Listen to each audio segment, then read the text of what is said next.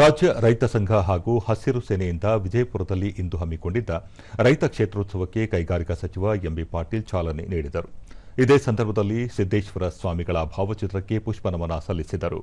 ಈ ವೇಳೆ ಮುರುಘೇಂದ್ರ ಶಿವಾಚಾರ್ಯ ಸ್ವಾಮೀಜಿ, ಶಿವಬಸವ ಶಿವಾಚಾರ್ಯ ಸ್ವಾಮೀಜಿ, ಶಶಿಕಾಂತ ಗುರೂಜಿ, ರೈತ ಸಂಘದ ರಾಜ್ಯಾಧ್ಯಕ್ಷ ಚುನ್ನಪ್ಪ ಪೂಜಾರಿ, ರೈತ ಸಂಘದ ಜಿಲ್ಲಾಧ್ಯಕ್ಷ ಸಂಗಮೇಶ ಸಗರ ಮತ್ತಿತರರು ಉಪಸ್ಥಿತರಿದ್ದರು. ಈಗ ಪರಮಪೂಜ್ಯ ಸನ್ಮಾನ್ಯ ಶ್ರೀ ಚುನ್ನಪ್ಪ ಪೂಜಾರಿಯಿಂದ ಉದ್ಘಾಟನೆಯ ಮಾತುಗಳು. ಅಧ್ಯಕ್ಷರು ಶಶಿಕಾಂತ್ ಗುರೂಜಿ ಅವರ ಪಾದಕ್ಕೂ ಕೂಡ. ಬಳಿಕ ಸಚಿವ ಎಂಬಿ ಪಾಟೀಲ್ ನೀರಾವರಿ, ಕೈಗಾರಿಕೆ, ಆಹಾರ ಮತ್ತು ಸಂಸ್ಕರಣೆ, ಹೈನುಗಾರಿಕೆ ಕ್ಷೇತ್ರಗಳು ಹೆಚ್ಚು ಅಭಿವೃದ್ಧಿ ಹೊಂದಿದರೆ ಜಿಲ್ಲೆಯ ಅಭಿವೃದ್ಧಿ ಸಾಧ್ಯ. ಈ ನಿಟ್ಟಿನಲ್ಲಿ ರೈತರು ಹಾಗೂ ಆಯಾ ಕ್ಷೇತ್ರದಲ್ಲಿ ಪರಿಣತಿ ಹೊಂದುವುದು ಅಗತ್ಯವಾಗಿದೆ ಎಂದರು. ಜಿಲ್ಲೆ ಅಭಿವೃದ್ಧಿ ಆಗ್ತದೆ. ಅದಕ್ಕೆ ನಮ್ದು ಏನಾದ ಒಂದ್ ದಿವಸ ನಾವು ಬಾರಾಮತಿನ ಹಿಂದೆ ಹಾಕ್ಬೇಕು ಅಂತೇಳಿ ಕನಸು ಐತಿ.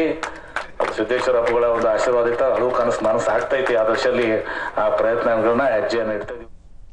ಚುನ್ನಪ್ಪ ಪೂಜಾರಿ, ಸಚಿವ ಎಂಬಿ ಪಾಟೀಲ್, ಸಿದ್ದೇಶ್ವರ ಶ್ರೀಗಳು ಸೇರಿದಂತೆ ಗಣ್ಯರ ಶ್ರಮದಿಂದ ಈ ಭಾಗ ನೀರಾವರಿ ಕ್ಷೇತ್ರವಾಗಿದ್ದು ರೈತರು ಮತ್ತಷ್ಟು ಅಭಿವೃದ್ಧಿ ಹೊಂದಲು ಸಹಕರಿಸಬೇಕು ಎಂದು ಹೇಳಿದರು.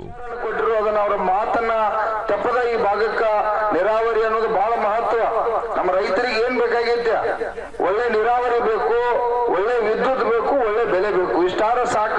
ನಮಗೆ ಯಾವ ಸಾಲು ಬೇಡ, ಏನು ಬೇಡ, ನಾವು ಜಗತ್ತಿಗೆ ಸಾಲ ಕಟ್ಟುವಂತವ್ರಾಗುತ್ತೋ. ದೂರದರ್ಶನದೊಂದಿಗೆ ಸಂಗಮೇಶ ಸಗರ ಕಾರ್ಯಕ್ರಮದಲ್ಲಿ ವಿಜ್ಞಾನಿಗಳು ಪಾಲ್ಗೊಂಡು ಕೃಷಿ ಹಾಗೂ ಇಳುವರಿ ಸಂಬಂಧ ರೈತರಿಗೆ ಅಗತ್ಯ ಮಾಹಿತಿ ನೀಡಿರುವುದು ಖುಷಿಯ ಸಂಗತಿ ಎಂದರು. ಈ ಒಂದು ಕಾರ್ಯಕ್ರಮದಲ್ಲಿ ಕಬ್ಬಿಗೆ ಸಂಬಂಧಿಸಿದಂತೆ, ಕೃಷಿಗೆ ಸಂಬಂಧಿಸಿದಂತೆ ವಿಜ್ಞಾನಿಗಳು ಕೂಡ ಬಂದಿದ್ರು. ಅವರೇನಾದ ಕಬ್ಬಿನ ಬೆಳೆಗೆ ಸಂಬಂಧಪಟ್ಟಂತೆ ಇಳುವರಿಯನ್ನು ಯಾವ ರೀತಿ ಹೆಚ್ಚು ಪಡ್ಕೊಳ್ಬೇಕು, ಅದೇ ರೀತಿಯಾಗಿ ಕಬ್ಬಿಗೆ ಬರುವಂತಹ ಎಲ್ಲ ರೋಗ ರುಜಿನಗಳನ್ನು ಯಾವ ರೀತಿ ತಡೆಗಟ್ಟಬೇಕಂತ ಹೇಳಿ, ಆಮೇಲೆ ಕಡಿಮೆ ನೀರಿನಲ್ಲಿ ಯಾವ ರೀತಿ ಕೃಷಿ ಮಾಡಬೇಕು ಅಂತ ಹೆಚ್ಚಿನ ಇಳುವರಿಯನ್ನು ಪಡೆದುಕೊಳ್ಳುವಂತ ಕುರಿತು ಮಾಹಿತಿಯನ್ನು ಕೊಟ್ಟರು.